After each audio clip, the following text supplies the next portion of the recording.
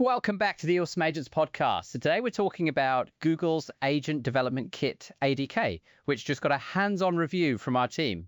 Yeah, and I'll say up front, I came into this one a little skeptical. Another framework from a big vendor, probably tuned for their own cloud, but the picture is more interesting than that. So let's start with the basics. What actually is ADK? Because it sounds like a lot of things. It's a code-first toolkit for building multi-agent systems. Python is the primary language, but they now have Go, TypeScript, and Java ports. The core idea is that every interaction flows through an event bus. And event bus 6. So not just agents calling tools, but something more structured? Right. Every user message, every tool call, every model response, all of it moves through a shared event bus managed by something called a runner. It means you can inspect the execution at any step, which is actually really useful for debugging. Okay, so that sounds clean. What about actually building with it? They have 5 agent types: LLM agent for the typical reasoning flow, sequential agent for deterministic pipelines, parallel agent for running things concurrently, loop agent for iteration, and then you can compose all of these hierarchically. That's actually a lot of flexibility compared to frameworks that basically give you one model. That's the multi-agent story, and it's where ADK earns its score ALAS, which is 7.6 out of 10 in the review. You define specialized agents, wire them together through subagents, and the parent handles routing. 7.6. So solid but not top of class. What's dragging it down? A few things. The most annoying one is you can only attach one built-in tool per agent. Like if you want Google search on an agent, you can't also give it custom function tools in the same agent. Wait, really? That seems like a pretty fundamental limitation. It is. Version 1.116.0 introduced a workaround ALAS. You create wrapper agents ALAS, but the underlying architectural restriction is still there. It's the kind of thing that creates friction as projects get more complex. What else?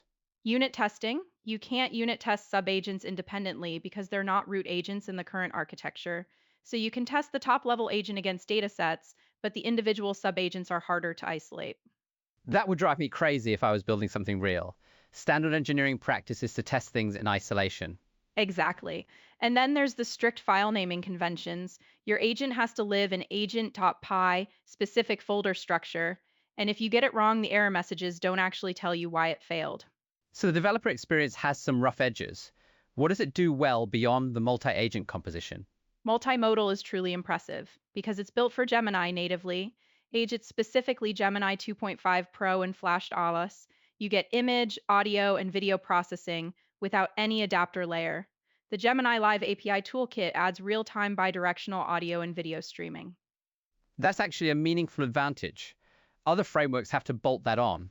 And they also have native A2A support agent-to-agent protocol ALAS, which lets your ADK agents talk to agents built in other frameworks. Microsoft Azure, SAP, Box, Zoom have all added A2A support. It matters less today than it'll in a year or two. How does ADK stack up against the other serious contenders? LangGraph, CrewAI? LangGraph is still ahead on complex stateful workflows LHAS, better checkpointing, better persistence, stronger unit testing. CrewAI is faster to prototype with, lower learning curve.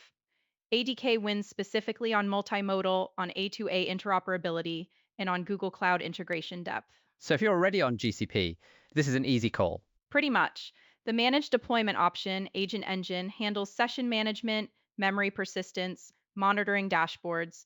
Pricing is usage-based, idle agents aren't charged bestemas, and the review says a lightweight agent under moderate traffic runs under $10 a month.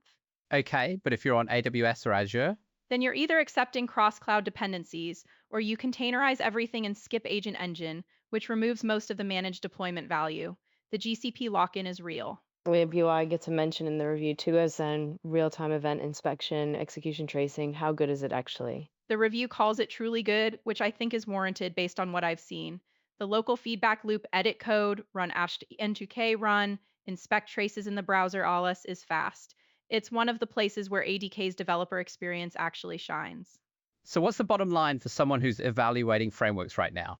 If you're on Google Cloud and you need multi-agent orchestration with real multimodal capability, ADK is the right choice. If you're building infrastructure agnostic agents or you need mature checkpointing, go with LangGraph. If you need the fastest path from idea to working demo, CrewAI. And the 18.7K GitHub stars plus the Java and Go ports hitting 1.0 sticky that signals Google isn't abandoning this one. That's actually important context. Frameworks live or die on maintenance. Google's sustained investment over a year is a real signal, not just a launch announcement. All right, if you want the full breakdowns, the code examples, the comparison table, the deployment pricing in the UK, the review is on awesomeagents.ai. Thanks for listening. See you next time.